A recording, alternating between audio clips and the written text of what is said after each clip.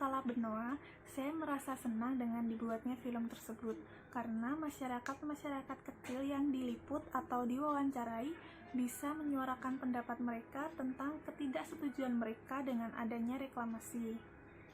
Menurut saya, film dokumenter ini sangat bagus. Dalam videonya pun diberikan beberapa penjelasan dalam bentuk tulisan, jadi para penonton bisa mengetahui beberapa informasi tentang reklamasi di Teluk Benoa.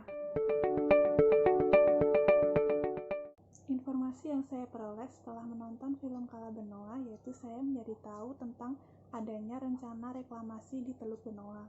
Kemudian saya juga mengetahui alasan para warga setempat menolak adanya reklamasi, yaitu karena mereka takut kehilangan mata pencaharian mereka jika diuruk dan khawatir kalau akan terusir dari daerahnya sendiri.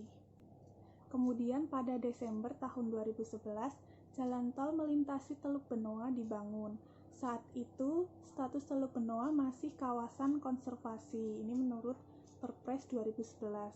Lalu setahun kemudian, pada September sampai Desember 2012, investor properti PT TWBI mulai menjajaki proyek reklamasi. Kemudian pada Mei 2014, Teluk Benoa diubah menjadi kawasan budidaya. Kemudian beberapa istilah atau kata yang tidak saya ketahui dari film tersebut, yang pertama yaitu reklamasi itu sendiri. Setelah saya mencari di Google, saya menemukan arti dari reklamasi, yaitu kegiatan yang dilakukan dalam rangka meningkatkan manfaat sumber daya lahan ditinjau dari sudut lingkungan dan sosial ekonomi dengan cara pengurukan, pengeringan lahan atau drainase. Kemudian ada kata konservasi, yaitu pelestarian atau perlindungan alam.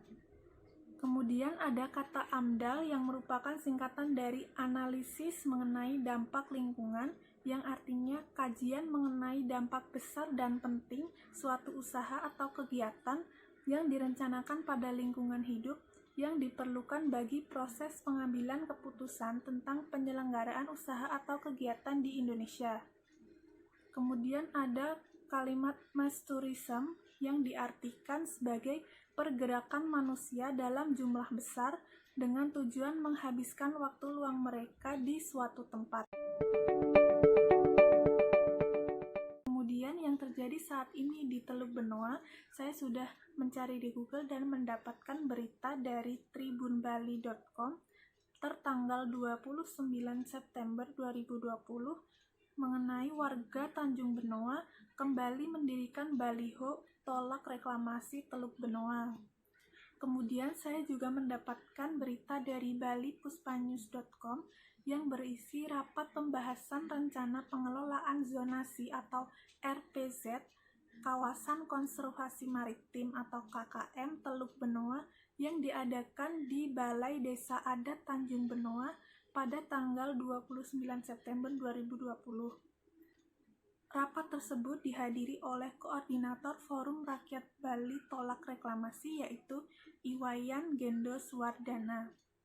Pak Gendo menjelaskan bahwa pembahasan KKM Teluk Benoa yang saat ini sudah ditetapkan dalam keputusan Menteri Kelautan dan Perikanan sudah dilakukan sejak September 2019. Kemudian Pak Gendo juga menegaskan agar RPZ segera dapat diselesaikan dan menutup celah reklamasi Teluk Benoa sekecil mungkin. Sekian dari saya, terima kasih.